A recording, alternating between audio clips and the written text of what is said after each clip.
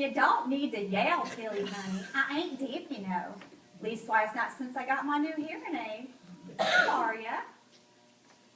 Lizzie, my joints are killing me and it's only November. Why, I don't know what's going to happen when Christmas comes. My guess is that our little city of Forest Grove is headed for a record-breaking winter. Could be, Tilly. Trees did turn mighty early this year. Reckon it'll be as bad as the winter of '42? Land of Goshen, I hope not. That was a doozy. Lizzie, what do you think about this new parson we got? If you ask me, Tilly, that wife of his is awful purty. Maybe a little too purty for a pastor's wife. But I guess he seems like a pleasant enough sort of fella. Maybe a mite young. Young?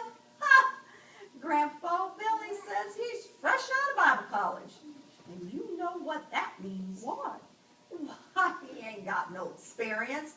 He ain't got no experience all. Why, he's practically a babe in arms, still wet behind the ears. And you and me both know they don't make young folks like they used to.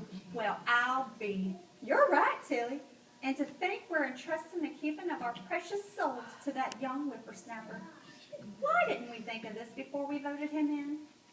Well, you know, it takes some time to think some of these important matters through. Rome wasn't built in a day, don't you know? But don't you fret none. Grandpa Billy has run this town for 40 years. He'll keep a tight leash on that kid pastor. Winters in the small town of Forest Grove were bitterly cold, and so were the townspeople. Mountains of powdery snow piled up everywhere, and the cutting, icy wind drove everyone into a kind of a frustrated hibernation around their old pot-bellied stoves. Except for an occasional trip to Grandpa Billy's general store, most folks stayed inside and communicated by telephone. Temperatures often plunged below zero, but inside the one lone church in Forest Grove, it was below zero all year long. Pastor Jeff Thompson had just arrived in town with his wife Ellen and their 6-year-old son Timmy. Pastor Thompson was earnestly seeking God's blessing on his first pastorate and was eager to get started on that first Sunday morning. I can't tell you all how excited I am to be your new pastor. I've looked forward to this day for such a long time, I just can't believe it's finally here. Now you have my word that I will do my best to be a blessing and a help to you as we bring more folks into the kingdom of God.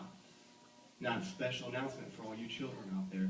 Most of you know my wife Ellen plays the piano, and we'd like to start a special children's choir next Sunday evening right here. George? Yes, Grandpa Billy?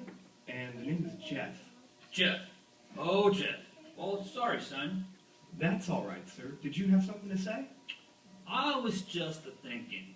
We ain't never had a children's choir before, and I don't know, we better be starting one right soon. It sounds like a pretty big undertaking to me. Don't worry, Grandpa Billy. You won't have to do anything. Like I said, my wife Ellen plays the piano, and I'll teach the children the songs, and it'll be wonderful for the kids. I'll get to do a special Christmas program. Now you just hold your horses, sonny boy, and remember your place. I learned a long time ago these things have a way of going way out of hand in no time. You give me some time, I'll get the deacons together, and we'll talk it through. But Grandpa Billy, what could possibly be wrong with teaching the children a few Christmas carols? Well, I ain't saying it's necessarily wrong. It's just, well, we ain't never done it that way before.